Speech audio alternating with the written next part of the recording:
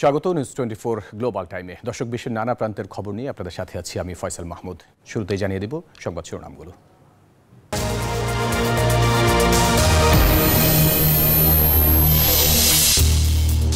প্রেসিডেন্টের পক্ষে বিপক্ষে বিক্ষোভে উত্তাল দক্ষিণ কোরিয়া। মার্কিন হস্তক্ষেপ কামনা, সিউলে যাচ্ছেন ব্লিংকেন। এক দশকের মধ্যে সবচেয়ে বড় ঝড়ের মুখে যুক্তরাষ্ট্র, সর্বনিম্ন তাপমাত্রার শঙ্কা, কয়েক রাজ্যে জরুরি অবস্থা। এবং গাজা ইসরায়েলি হামলায় প্রাণহানি ৪৫,৭০০ ছাড়ালো। যুদ্ধবিরতিতে হামাসকে চাপ যুক্তরাষ্ট্রের। $৮ বিলিয়ন অস্ত্র পাচ্ছে Tel Aviv. Rainbow Paints, the color of joy. দর্শক, দেখছিলেন শিরোনামগুলো। এবারে পুরো খবর। বরখাস্ত হওয়া প্রেসিডেন্ট ইয়ন সুক ইয়োলের পক্ষে ও বিপক্ষে বিভক্ত দক্ষিণ কোরিয়া। বিক্ষোভে উত্তাল সিওল সহ বড় বড় শহর। কেউ প্রেসিডেন্টের গ্রেপ্তার, আবার কেউ অভিশংসনকে অবৈধ ঘোষণা করার আহ্বান জানাচ্ছেন। কোরিয়ার জাতীয় পতাকার পাশাপাশি মার্কিন পতাকা উড়িয়ে ট্রাম্পকে হস্তক্ষেপ কামনা করছেন। এরই মধ্যে প্রেসিডেন্টকে গ্রেপ্তারের সম্ভাবনার মধ্যে দক্ষিণ কোরিয়া যাচ্ছেন ব্লিংকেন। বরখাস্ত হওয়া প্রেসিডেন্ট উইন সুক ইয়োলের পক্ষে বিপক্ষে হাজার হাজার মানুষ দক্ষিণ কোরিয়ার রাজধানীতে সমাবেশ করেছেন। পাল্টাপাল্টি বিক্ষোভ করছেন আন্দোলনকারীরা। ৬ ঘন্টা চেষ্টার পরেও শুক্রবার বরখাস্ত প্রেসিডেন্ট উইন সুক ইয়োলকে গ্রেপ্তার করতে পারেনি পুলিশ। ইউনের সমর্থকরা বলছেন তাকে গ্রেপ্তার করা যুক্তরাষ্ট্র এবং জাপানের সাথে দক্ষিণ কোরিয়ার নিরাপত্তা জোটকে দুর্বল করতে পারে। এমন অবস্থায় ট্রাম্পের সহযোগিতা চান তারা। আমাদের দেশকে আবার সঠিক পথে ফিরিয়ে আনতে অভিষেকের পর নিজের প্রভাব কাজে লাগাবেন ট্রাম্প। তদন্তকারীদের হাতে ইউনকে গ্রেপ্তার করার জন্য ৬ জানুয়ারি পর্যন্ত সময় রয়েছে। সপ্তাহের শেষে আবারও তাকে গ্রেপ্তারের চেষ্টা চালানো হতে পারে। বিশ্লেষকরা বলছেন, দক্ষিণ কোরিয়া যে এখন অজানা এক পথে এগুচ্ছে তা স্পষ্ট। অনিশ্চয়তা আরো দীর্ঘ হতে পারে। এদিকে প্রেসিডেন্টকে গ্রেপ্তারের সম্ভাবনার মধ্যে দক্ষিণ কোরিয়া সফর করছেন ব্লিংকেন। রয়টার্সের প্রতিবেদনে বলা হয়, ব্লিংকেন দক্ষিণ কোরিয়ার সরকারি কর্মকর্তাদের সাথে দেখা করবেন। ইন্দো প্যাসিফিকের পাশাপাশি সিউলের রাজনৈতিক সংকট নিয়ে আলোচনা করতে পারেন। মাসুদ রানা, নিউজ 24। শক্তিশালী শীতকালীন ঝড়ের কবলে পড়েছেন যুক্তরাষ্ট্রের লাখ লাখ মানুষ। দেশটির বিভিন্ন রাজ্যে সর্বোচ্চ তুষারপাত হওয়ার শঙ্কা দেখা দিয়েছে। বলা হচ্ছে, এক দশকের মধ্যে সর্বনিম্ন তাপমাত্রাও রেকর্ড হতে পারে এবার। এমন অবস্থায় কয়েক রাজ্যে জারি করা হয়েছে জরুরি অবস্থা। এক দশকের মধ্যে সবচেয়ে বড় শীতকালীন ঝড়ের মুখে যুক্তরাষ্ট্র। দেশটির প্লেন্স থেকে ইস্ট কোস্ট অঞ্চলে লাখ লাখ মানুষ তুষার ঝড় সহ বৃষ্টি এবং ভারী তুষারপাতের ঝুঁকিতে। শীতকালীন ঝড়কে সামনে রেখে কেন্টাকি, ভার্জিনিয়ার গভর্নররা রাজ্য দুটিতে জরুরি অবস্থা ঘোষণা করেছেন। ৬ কোটির বেশি মানুষকে শীতকালীন এই আবহাওয়া সতর্কতার আওতায় রাখা হয়েছে। তাদের পর্যবেক্ষণ করা হচ্ছে এবং বিভিন্ন পরামর্শ দেওয়া হচ্ছে। মিসৌরি, কেন্টাকি এবং পশ্চিম ভার্জিনিয়াতেও হিমশীতল বৃষ্টির পূর্বাভাস দেওয়া হয়েছে। ঝড়টি পূর্ব দিকে অগ্রসর হওয়ার সাথে সাথে আরও লক্ষাধিক আমেরিকান রেকর্ড নিম্ন তাপমাত্রা দেখতে পাবে বলেও জানিয়েছে দেশটির আবহাওয়া বিভাগ। Masud Rana, news 24। Hillary, Messi, Saroj সহ ১৯ জনকে প্রেসিডেন্সিয়াল মেডেল অব ফ্রিডমে ভূষিত করলেন বিদায়ী মার্কিন প্রেসিডেন্ট জো বাইডেন। যুক্তরাষ্ট্রের রাজনৈতিক, অর্থনৈতিক, ক্রীড়া, বিনোদন সহ বিভিন্ন জগতের ১৯ তারকাকে দেশটির অন্যতম সর্বোচ্চ সম্মাননায় ভূষিত করেন তিনি। শনিবার হোয়াইট হাউসে এই সম্মাননা দেয়া হয়। বাইডেন জানান, তারা সবাই দেশের ও বিশ্বের জন্য অসাধারণ অবদান রেখেছেন। এই তালিকায় আরও আছেন নিহত সিনেটর রবার্ট এফ কেনেডি, সাবেক সিনেটর মিট রমনির বাবা প্রয়াত জর্জ রমনি, রাজনীতিবিদ জর্জ সরোজ, গণমাধ্যমের নির্বাহী ও সাংস্কৃতিক ব্যক্তিত্ব আনা উইন্টুর, সঙ্গীতশিল্পী বনু সহ আরও অনেকে।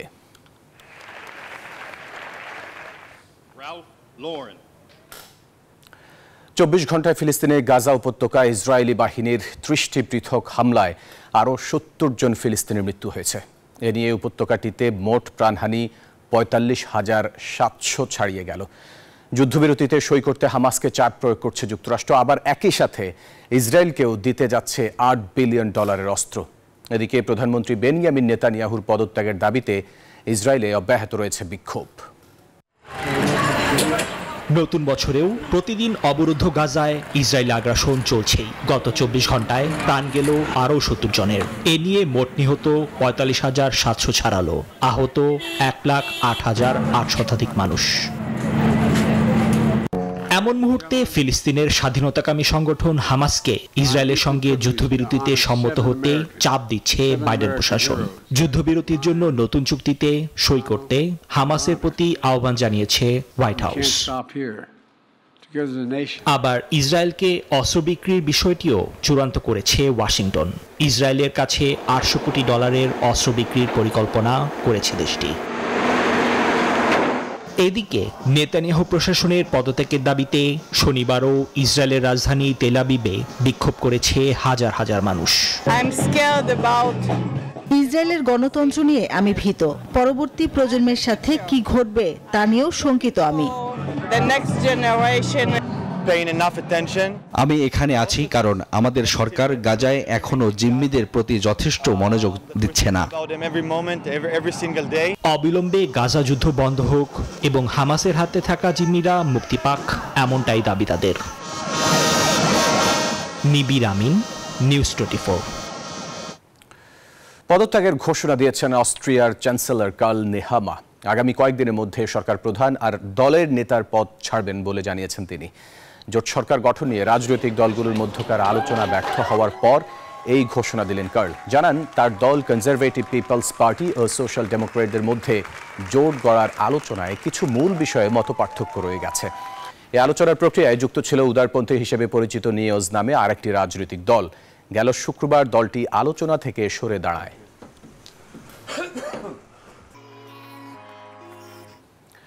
যুক্তরাজ্যের রাজধানী লন্ডনে ক্ষমতাসীন লেবার পার্টির মন্ত্রী টিউলিপ সিদ্দিকের পরিবারের আরেকটি বিনামূল্যে পাওয়া ফ্ল্যাটের সন্ধান মিলেছে।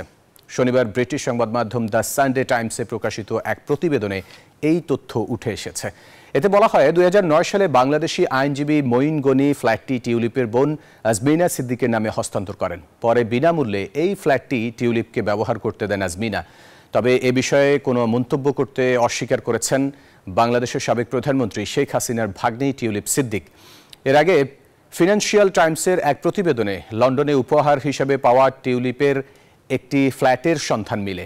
ফ্ল্যাটটি উপহার দিয়েছিলেন আওয়ামী লীগের সঙ্গে ঘনিষ্ঠ আবাসন ব্যবসায়ী আব্দুল মুতালিফ। বর্তমানে যুক্তরাজ্যের অর্থ মন্ত্রণালয়ের অর্থনীতি বিষয়ক মিনিস্টার টিউলিপ শেখ রেহানার মেয়ে। আবারও ইউক্রেন থেকে ছোড়া 8টি যুক্তরাষ্ট্র নির্মিত দূরপাল্লার ক্ষেপণাস্ত্র ভূপাতিত করার দাবি করেছে রাশিয়া। কঠিনভাবেই এই হামলার জবাব দেওয়া হবে বলে হুঁশিয়ারি দিয়েছে রুশ প্রতিরক্ষা মন্ত্রণালয়। এদিকে রাশিয়ার কুর্স্ক অঞ্চলে চলমান সংঘাতে রুশ ও উত্তর কোরীয় বাহিনী ব্যাপক ক্ষতির সম্মুখীন হয়েছে বলে দাবি করেছে জেলেনস্কি প্রশাসন। শনিবার ইউক্রেনের লুহানস্ক অঞ্চলের নাদিয়া গ্রাম দখলের দাবি করে রুশ সেনারা। এদিন ইউক্রেনের কিয়েভ, ব্রিয়ানস্ক, কুরস্ক ও চেরনিহিভে হামলা চালায় মস্কো। জবাবে ইউক্রেনীয় বাহিনী দনবাসে একটি বেসামরিক গাড়িতে ড্রোন হামলা চালায়। এতে এক সাংবাদিক সহ হতাহত হন বেশ কয়েকজন। এদিনেই ইউক্রেন থেকে ছোড়া 8টি মার্কিন ক্ষেপণাস্ত্র ভূপাতিত করার দাবি করল মস্কো। ক্ষেপণাস্ত্র হামলার কঠোর প্রতিশোধ নেয়ার হুঁশিয়ারি দিয়েছে রুশ পররাষ্ট্র মন্ত্রণালয়। এরই মধ্যে শনিবার ইউক্রেনের প্রেসিডেন্ট ভলোদিমির জেলেনস্কি দাবি করলেন রাশিয়ার দক্ষিণ কুরস্ক অঞ্চলে যুদ্ধক্ষেত্রে বড় ধরনের ক্ষতির শিকার হয়েছে রুশ ও উত্তর কোরীয় সেনারা। তবে নির্দিষ্ট সংখ্যা বা বিস্তারিত তথ্য দেননি তিনি। এদিকে ক্ষমতা গ্রহণের পর নবনির্বাচিত মার্কিন প্রেসিডেন্ট ডোনাল্ড ট্রাম্প ইউক্রেনের প্রতি সমর্থন অব্যাহত রাখবে মনে প্রাণে, এমনটাই আশা করছে ইউক্রেনীয় সেনারা। নিবির আমিন, নিউজ 24। মার্কিন অর্থনীতিকে শক্তিশালী করতে ডোনাল্ড ট্রাম্পের কর্মপরিকল্পনা, সেই সাথে চীনের প্রবৃদ্ধি বাড়াতে দেশটির প্রেসিডেন্টের নেয়া পদক্ষেপের প্রভাব জ্বালানি তেলের বিশ্ববাজারে পড়েছে। নিউ ইয়র্ক ভিত্তিক বাজার বিশ্লেষণকারী প্রতিষ্ঠান ট্রেডিং ইকোনমিক্স পূর্বাভাস দিয়েছে এর জেরে চলতি বছর জুড়েই অপরিশোধিত জ্বালানি তেল, প্রাকৃতিক গ্যাস সহ সব ধরনের জ্বালানির দাম বাড়বে। কয়লার দামও বাড়বে 2025 সাল জুড়েই। এক মাসের ব্যবধানে এই জ্বালানির দাম 7.81% কমলেও আগামী ডিসেম্বরে বিশ্ববাজারে প্রতি টন কয়লা বেচাকেনা হবে $134.67।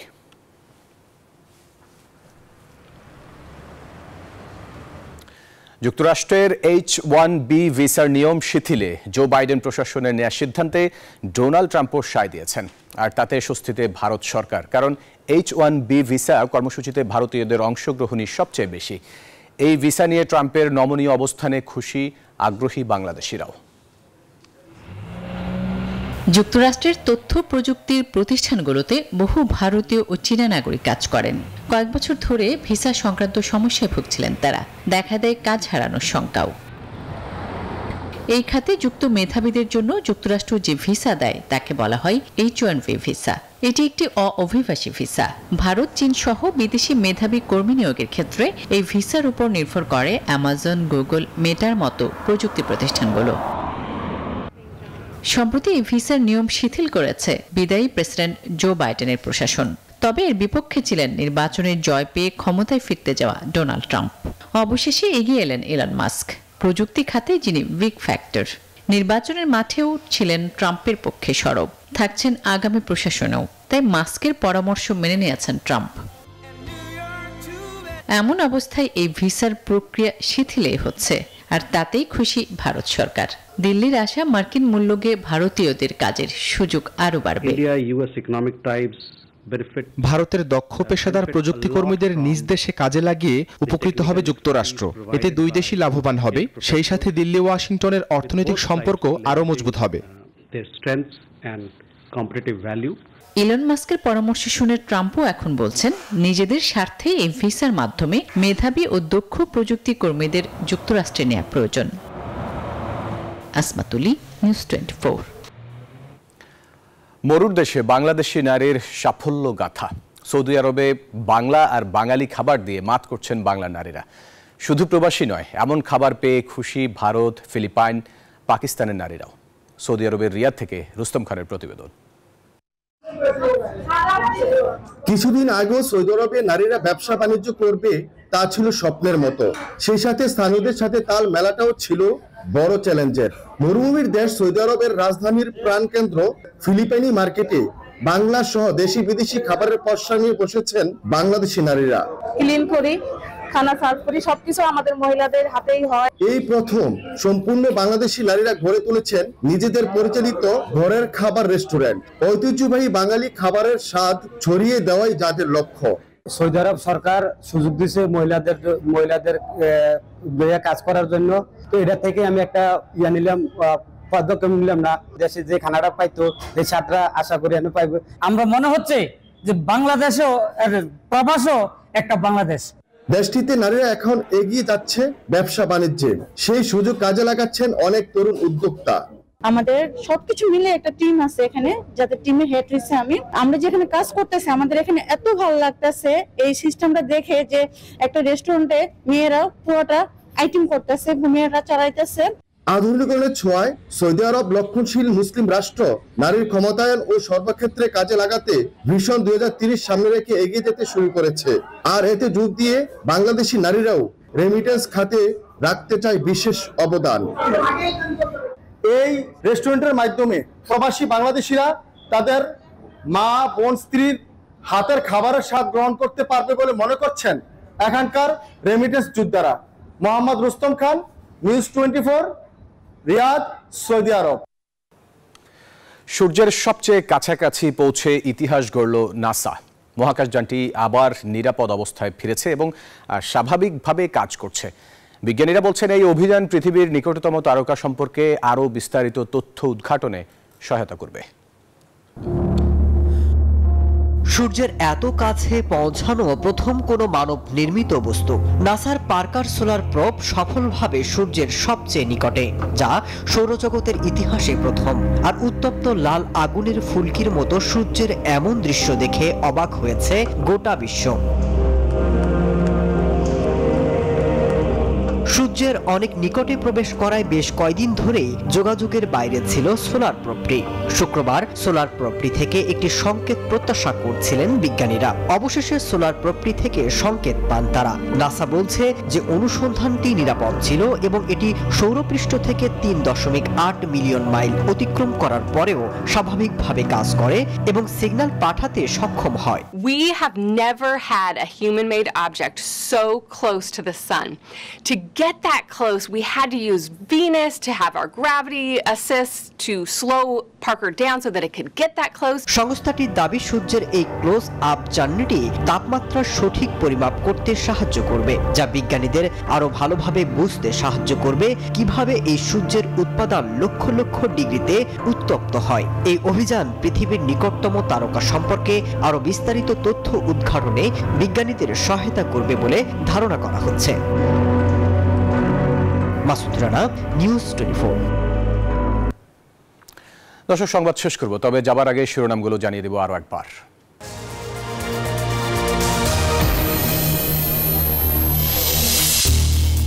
প্রেসিডেন্টের পক্ষে বিপক্ষে বিক্ষোভে উত্তাল দক্ষিণ কোরিয়া, মার্কিন হস্তক্ষেপ কামনা, সিউলে যাচ্ছেন ব্লিংকেন। এক দশকের মধ্যে সবচেয়ে বড় ঝড়ের মুখে যুক্তরাষ্ট্র, সর্বনিম্ন তাপমাত্রার শঙ্কা, কয়েক রাজ্যে জরুরি অবস্থা। এবং গাজায় ইসরায়েলি হামলায় প্রাণহানি ৪৫,৭০০ ছাড়ালো, যুদ্ধবিরতিতে হামাসকে চাপ যুক্তরাষ্ট্রের, $৮ বিলিয়ন অস্ত্র পাচ্ছে তেল আবিব। ছিল গ্লোবাল টাইমে, এতক্ষণ সাথে থাকার জন্য ধন্যবাদ।